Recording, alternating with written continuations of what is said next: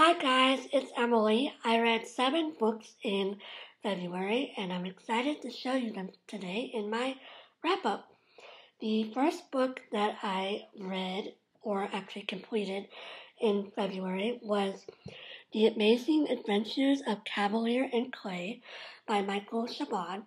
And I had the physical copy of this book, but I gave it away to a little free library on accident because I was like, oh yeah, I finished that, and I just gave it away, and didn't even think about the fact that I had not done my video for the month yet. So you get this lovely copy from the library on my Kindle.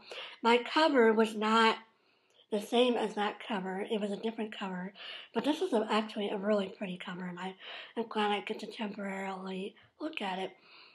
Kavalier and Clay won the Pulitzer Prize back in, I believe, 2000, but if not, 2001. And it's the tale of Joe Kavalier and Sam Clay. Joe is a immigrant from Prague, and he's a Jew, and his parents, he got out of Prague before the Nazis started taking the Jews to concentration camps. And he comes to live with his cousins, the Clays, and he meets Sam Clay. And Sam Clay they live in Brooklyn, and they're both really interested in comic books. And so they start working for a comic book developer, and then eventually they become famous for making their own comic books, which are called Escape Comics. And this takes place during World War II and after World War II. And it's about their lives and how they progress from being very idealistic young men to being not bitter, but just like cynical older men. And it's about the changes they have. And it's a very fascinating book. You learn a lot about New York in the 1940s, and you learn a lot about comic book history, which I found interesting, but it was also kind of hard because there were a lot of references that I didn't know, and so I felt like I was constantly looking things up to find out who people were, and they were like comic book artists or like inventors of comic book characters. And there was also, for the first like half of the book, I had an issue. Some of the vocabulary I felt like was unnecessarily dense. Like, there'd be times you'd look up a word and it would be like a fancy word for chair or a fancy word for hat. And you'd be like, why didn't you just say chair or hat? But it was a good book, and I can definitely see why it won the Pulitzer Prize, because it is a very well written book. The next book I read in February was called The Midwife, a true story of the East End in the 1950s. And this is a book about midwives in 1950s London. They are serving the poor side of London, which is called the East End, and they work for a nunnery, an order of nuns called Saint Nonatus. But the midwives, some of them aren't nuns, including the author, whose name is Jenny Lee. And so it's about the babies they helped with, some of their stories, and then like the boyfriends and the friends that they had, and it also talks about like prostitution in that era and how, you weren't allowed to get pregnant if you were in that field, and so there was like conflict because abortion wasn't legal then, and so there was, just very dramatic, and it was very fascinating. And there's a show based on this book that I've now started watching, and I'm on season 3 of the show, and it's very fascinating, and it's on Netflix if you want to check it out. So I would definitely recommend this if you're interested in like history or memoir or 1950s London, that era. Very interesting and a good insight on like parts of the world that you might not necessarily get day-to-day views of. The next book I read was Living Your Strengths, and discover your God-given talents and inspire your community. And this book is a complement to the Strengths Finder test, which if you might have taken in college or for a job. It's where you answer 180 questions, and you have 20 seconds per question, and there's 2 answers, and you have to pick. And so it tells you your strengths. And then you can read this book for more insight. And this is a Christian version of the book. There's also like this book is focused more on like finding your strengths to serve your church. And I read this book for my Sunday school class. We were doing a study on it. And it was a good book. I have to say though, I didn't get that much out of it. I felt like it was rather vague. And I felt like it was obvious that this has just been like revised for a church crowd, because like when they were describing the strengths, they would give you like several Bible verses for every strength, and a lot of the Bible verses did not really fit, and you can tell they were just like, oh yeah, we need a Bible verse, let's put one in. And so I don't necessarily think that this is a great read. I also, with the for the Sunday school lesson, you also get this, like, daily devotional guide thing. And I have to say, I didn't even do, like, any of it, which is kind of sad, but I just didn't feel like there was that much to get out of it. And, I mean, I'm glad to know my strengths, but I don't know. I was not impressed with this book, and I don't necessarily think it's a good read, even though you'd think it would be a good read because of the content matter. But yeah, I wouldn't recommend this for you or for a group study, because the group study at my Sunday school, we just get in small groups every week, and there's no biblical base for it. We don't use our Bible to talk about this book, which I don't personally find very illuminating.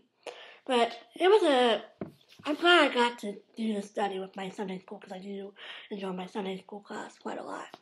The next book I read was Beautiful Ruins by Jess Walter, and I read this on my Kindle as well. Or not as well, I mean, this is the first book I read in the month on my Kindle. And I read this with a Goodreads group, and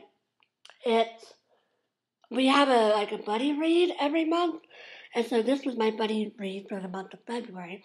This is a book about a young American actress, and a Italian innkeeper who the actress comes to this inn to recuperate from what she thinks is an illness, and it turns out that she is pregnant, and so it's about the Italian innkeeper, whose name is Pasquale, and then the baby, and how their lives, it starts in the 1950s, and then it goes to present day, and they meet people, a girl named Claire, and another guy whose name I can't think of right now, and then another guy named Michael, and it's about their lives, and it's about how all these lives are interconnected, and what happens when you get out of paradise, basically. The Beautiful Ruins is talking about, Italy. This is set in Italy, and how there's all those ruins there that are destroyed, but then you can still you still see something beautiful in it. And so it's about how lives that seem to be broken can still make beautiful things happen out of them. So this was a good read. I'm glad I got it read, because it's been on my TBR since 2014. So it was a great book, and I do recommend it if you're interested in literary fiction or books set in Italy, or books that jump between like the past and the present day. The next 2 books I read were the 3rd and 4th books of the Sherlock Holmes series. I read the first 2 in December, and I have a goal of getting all of them read this year. So first I read The Adventures of Sherlock Holmes, and then I read the Memoirs of Sherlock Holmes. And these were just, short stories detailing the adventures of Sherlock Holmes and Dr. Watson. And, they solve crimes. Some of the crimes are more interesting than others. Of course, it's like any short story collection. It's like some that are really interesting and some you don't really care about. And the reason I've been reading these is because I read one a day on my morning break at work. At work you get one break in the morning and one break in the afternoon for 15 minutes. And so I find that I can read one story in my morning break. And so I read one a day, and I got through The Adventures of Sherlock Holmes and then now The Memoirs of Sherlock Holmes by doing that. I'm not sure what I'm going to do now because the next book is The Hounds of the Baskervilles, and that is not it's a short story, but it's not broken up, and so I haven't decided whether I'm going to read like a chapter a day or if I'm going to read that at home on my own time instead of using my breaks. But these were good, and I'm glad to be finally getting these read. The last book I read in February was the Narnian, The Life and Imagination of C.S. Lewis by Alan Jacobs. And my mom sent me this for Valentine's Day in a care package, and so I've been reading it. I read it, and it's about C.S. Lewis's, it's a biography, but it's not like a strict biography of his life. It's more about his thinking patterns and like the influences of his life. So it starts out talking about how he went to boarding school and he hated it, and how he was told he was supposed to care about like sports and, social events, and he didn't really care about that. He just wanted to sit around and read. And so it talks about that, and it talks about how he was very influenced by philosophy and mythology and what is called fairy. And fairy is a concept that's not as well known now, but it was very influential into the works of like C.S. Lewis and Tolkien and people like that of that era. And it also talked about his progression from being an atheist to being a Christian. So it talked about how by studying like mythology and studying the concept of myth and what is myth, he discovered that Christianity was not only myth story that could be true based on like the rules of myth and things like that. And it just talks about like the influences and how his mindset over his life changed and how he became the writer that he's known for being. And the overall thesis of the book is that C.S. Lewis never really grew up. His big thing was he was into being enchanted by the world, and he wanted to enchant others and show them the value of being enchanted. And so that is why he wrote like the Chronicles of Narnia, to preserve some of his love of enchantment in writing. And so it was a very fascinating book. It's a hard book to get through. It took me several like 10 days to read it, which is rare for me, but it's just like it has a lot of high level, high intelligence ideas where you have to think a lot and you have to look things up that you don't understand because, we don't learn about stuff like fairy and like some of the myths that they discuss. We don't learn about that in school anymore because our education has shifted. And Jacobs does talk about C.S. Lewis's views on education and the change that occurred in his lifetime that has kept going to present day.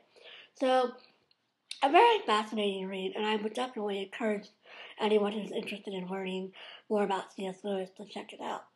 So that's what I read in February, 7 books, and I hope to read at least 7 books in March. I'm not sure exactly what will be going on in March, but I don't foresee anything that will take up a lot of reading time. But as always, thanks for watching, and I'll see y'all later. Bye!